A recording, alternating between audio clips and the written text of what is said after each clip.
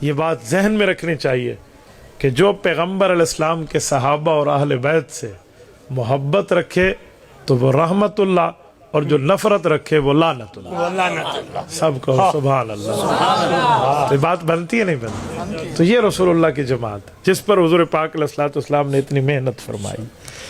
اس طبقے کو قرآن کریم نے حزب اللہ کہا ہے۔ یہ سورت ہے سورت نمبر 58، سورت المجادلہ۔ مجادلہ کا معنی ہوتا ہے آپس میں بحث کرنا،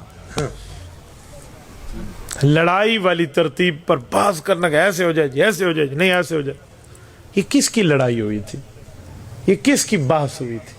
یہ کس نے آ کر شکوہ کیا تھا اور کس سے کیا تھا؟ یہ بھی تو سورت میں ہمیں پتہ چلے تو یہ موجود ہے۔ سورت نمبر 58 ہے، 28ویں پارے کی پہلی سورت ہے۔ یہ جھگڑا ہوا ہے ایک عورت اور اللہ کے رسول صلی اللہ علیہ وسلم کے درمیان۔ عورت کون ہے؟ صحابیہ ہے، حضرت خولہ ہے۔ کوئی کافر بھی نہیں ہے، کوئی لڑائی کسی بغض کی بنیاد پہ بھی نہیں ہے، اپنے حق کے وصول کرنے کے لیے۔ لیکن لڑائی اس کی تھی کس سے؟ اپنے شوہر سے۔ وہ مسئلہ پوچھنے حضور پاک سے آئی تو وہ جواب نہ ملا جو وہ سوچ کر آئی تھی، جو اپنے ذہن میں جواب سجا کے آئی نا کہ یہ جواب ہوگا۔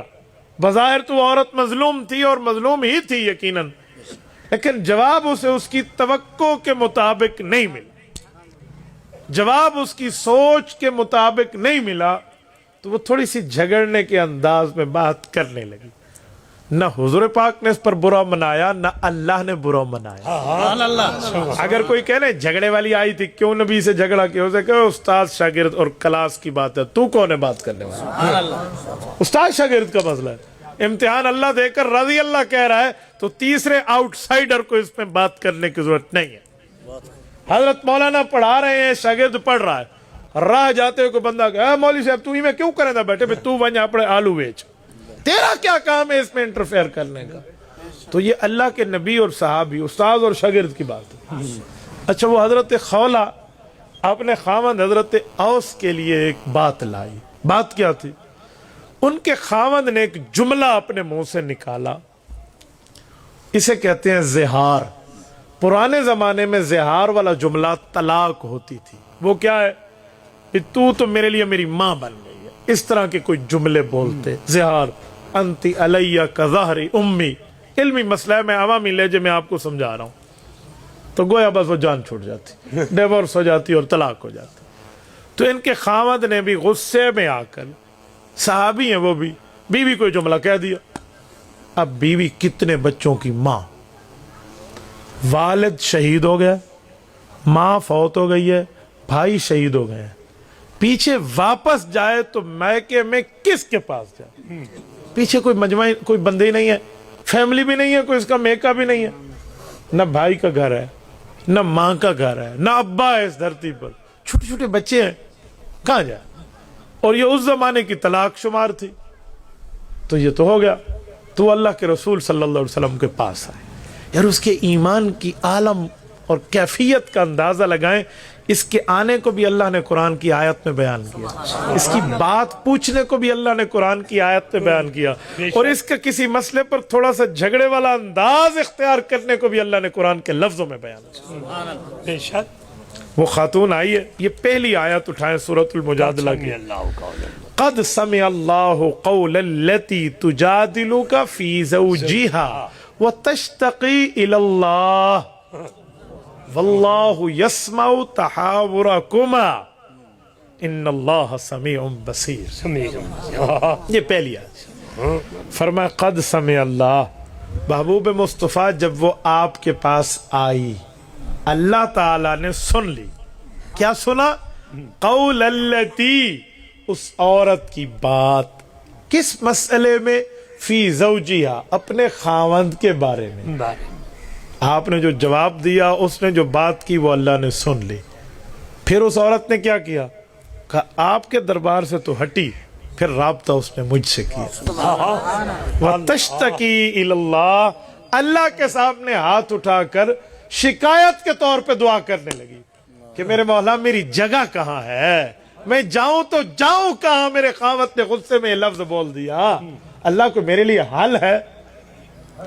وہ جب آئی نا حضور کے دربار میں اور آ کر یہی بات بتائی کہ میرے شوہر نے یوں کیا، حضور اقدس صلی اللہ علیہ وسلم نے فرمایا تو اپنے شوہر سے فارغ۔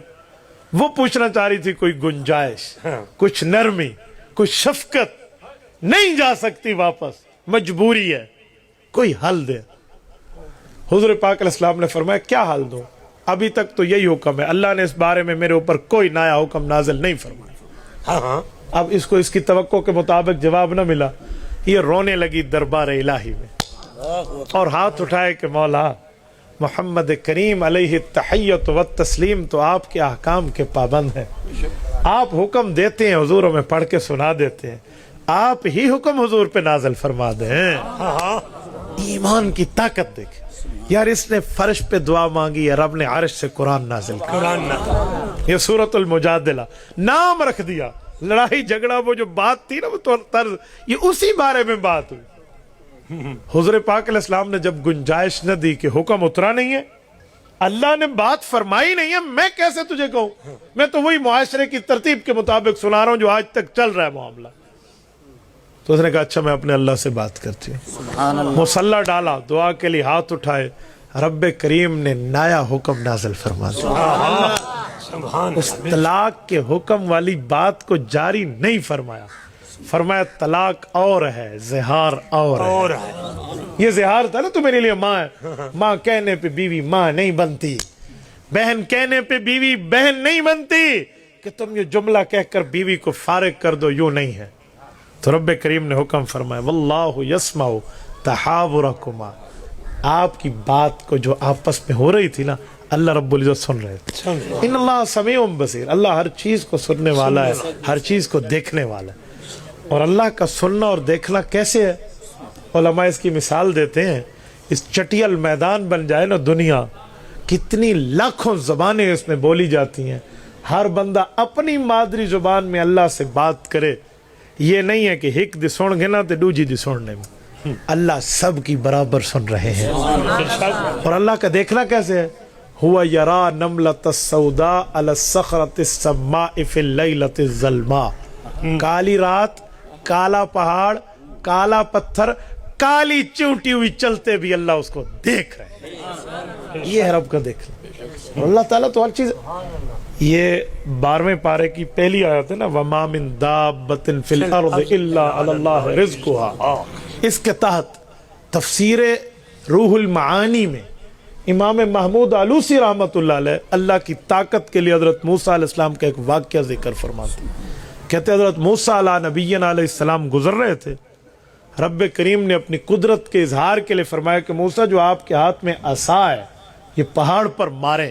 انہوں نے مارا تو ایک چھوٹا پتھر نکلا، کہا اس پتھر پہ ماریں، اس پہ مارا تو پتھر 2 ٹکڑے ہوا، اندر سے ایک کیڑا نکلا جس کی خوراک بھی موجود تھی۔ اور وقت کا نبی تو حشرات الارض اور جانوروں کی زبانیں جانتا ہے، جیسے ہمارے پاک پیغمبر صلی اللہ علیہ وسلم کے بارے میں ہے نا کہ حضور اقدس صلی اللہ علیہ وسلم کے ساتھ ہرنی نے بات کی، اونٹ نے بات کی، آپ علیہ السلام کے ساتھ خمری اور کبوتری نے بات کی، حضور پاک ان کی زبان سمجھ، گوہ نے بات کی اللہ کے رسول سے، یا ضب من انا، حدیث میں ہے نا کہ اس نے وہ مری ہوئی گوہ رکھی، طبرانی میں ہے، حضرت عمر کی روایت ہے، حضور پاک علیہ السلام کہنے لگا یہ گوہ آپ کی ختم نبوت کی گواہی دیتی ہے؟ تو حضور پاک نے فرمایا یا ضب، اوے گوہ، وہ دیکھنے لگا بھئی مری ہوئی گوہ سے کیسے بات کر رہے ہیں؟ امام طبرانی کہتے ہیں حضرت عمر نے فرمایا فَيَجِيبُهُ بِلُغَةٍ عَرَبِيٍّ مُبِينٍ، اس گوہ نے واضح عربی زبان میں جواب دینا شروع کر دیا، کہ لبیک وسعدیک یا رسول رب العالمین، کہ اللہ کے رسول میں حاضر، میری خوش قسمت مجھے آپ نے بلایا، میری خوش قسمتی فرمائیے۔ آنکھیں پھٹی رہ گئی بنی فزارہ کے اس شخص کی، کیا ہوا؟ حضور پاک علیہ السلام نے فرمایا من آنا، بتا اسے اللہ کے حکم سے کہ میں کون ہوں۔ اس گوہ نے 4 الفاظ میں قصہ پورا کر کے رکھا، کہ انت رسول رب العالمین وخاتم النبیین قد افلح من صدقت وقد خاب من کذبک، آپ اللہ کے رسول ہیں، آخری نبی آپ کے بعد نیا نبی پیدا نہیں ہوگا. کامیاب کوئی ہونا چاہتا ہے آپ کی تابع داری میں ہو جائے, اور کوئی ناکام رہنا چاہتا ہے وہ آپ سے غداری کر لے. جانور تو نبی کے ساتھ بولتا ہے. حضرت موسیٰ علیہ السلام نے جب ڈنڈا مارا تو وہ جو کیڑا نکلا وہ کچھ کہہ رہا تھا اپنی ٹمٹماتی ہوئی زبان سے. حضرت موسیٰ علیہ السلام نے اٹھا کر کان مبارک کے ساتھ لگایا. کیا کہہ رہا؟ تو وہ کیڑا 5 جملے کہہ رہا. امام آلوسی نے تفسیر رول معانی 12ویں پارے کی پہلی آیت کی شرح میں لکھا 5 جملے کہہ رہے. سبحان من یرانی یعرف مکانی یسمع کلامی یرزقنی ولا ینسانی. سبحان من یرانی, میرا اللہ تو ہر شرک سے پاک ہے, ہر شریک سے پاک ہے, جو مجھے ادھر بھی دیکھ رہا ہے. یعرف مکانی, میری جگہ سے واقف ہے. یسمع کلامی, میری دعا کو سنتا ہے, مانتا ہے, قبول کرتا ہے. یرزقنی, مجھے ادھر میرے مطابق رزق دے رہا ہے. ولا ینسانی, کبھی میرے کھانے کے وقت میں مجھے بھولا نہیں ہے. میری بات کا مطلب تھا کہ اللہ دیکھتا کیسے ہے. ان اللہ سمیع بصیر پر میں نے بات چلائی تھی. اللہ سنتا بھی ہے, دیکھتا. تو اللہ تو اس کی بھی سنتا ہے جو پہاڑ کے اندر پتھر, پتھر کے اندر کیڑا ہے. اور یہ تو پیغمبر کی صحابیہ تھی, یہ تو رسول اللہ کی شاگرد تھی, یہ تو اللہ کے رسول پہ ایمان لانے والی اس دھرتی کے افضل طبقے کی ایک فرد تھی. اس کی اللہ تعالیٰ کیسے نہیں سنے گا. اس نے مصلی بچھایا اور دعا مانگی. رسالت مآب علیہ السلام نے واپس اس عورت کو بلوایا کہ آگے اللہ تعالیٰ نے حکم نازل فرمایا, الذین یظاہرون منکم من نسائہم ما ہن امہاتہم.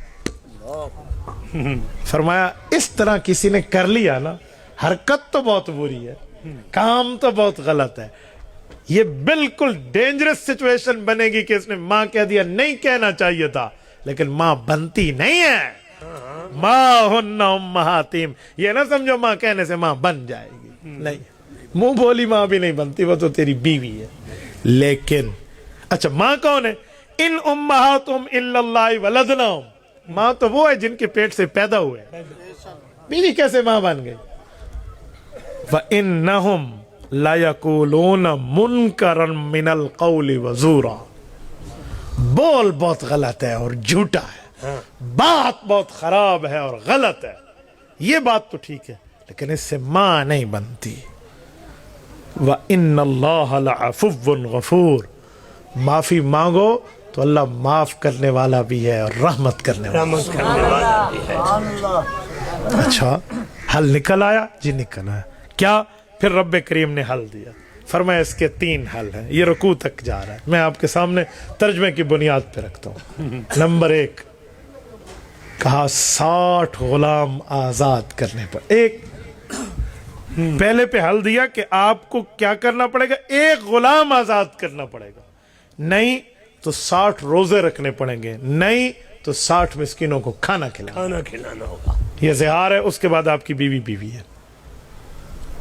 یا غلام آزاد کرو یا 60 روزے رکھو مسلسل, من قبل یا تماسا, گھر والی کے پاس جانے سے پہلے پہلے, یا 60 بندوں کو کھانا کھلاؤ 2 وقت کا, 1 مسکین کو. 60 مسکین ہونے چاہیے. یہ کفارہ ہے, یہ حل ہے, یہ سلوشن ہے, یہ اللہ تعالیٰ نے حکم اتارا. حضور پاک علیہ السلام نے پڑھ کے سنایا. وہ خاتون دوبارہ اپنے گھر گئی. خاوند بھی اب پچھتا رہا تھا نا, یار کیا کہہ بیٹھا, غصے میں کہہ بیٹھا, لیکن غلطی ہو گئی. اب کوئی صورت نکلے تو صورت نکلی, بیوی بیوی رہی, خاوند خاوند رہا. میری بات کا مطلب یہ وہ صورت ہے جس صورت کا نام مجادلہ ہے. یہ ایک عورت ہے, ایک خاتون ہے, اس پر کچھ تکلیف آئی, اس نے دعا کے لیے ہاتھ اٹھائے, اللہ تعالیٰ نے قانون عطا فرما دیا. تو میرے دوستو تا قیامت اس عورت کو رتبہ بھی پتہ چل گیا, اور آپ کو اور مجھے ایک سبق میں مل گیا کہ جب مشکل آئے تو پکارو کس کو؟ کس کو؟ اللہ ہی. ٹھیک ہے, صرف اللہ کو پکارے. رب کریم آپ کو آپ کی مانگ عطا فرمائے گا.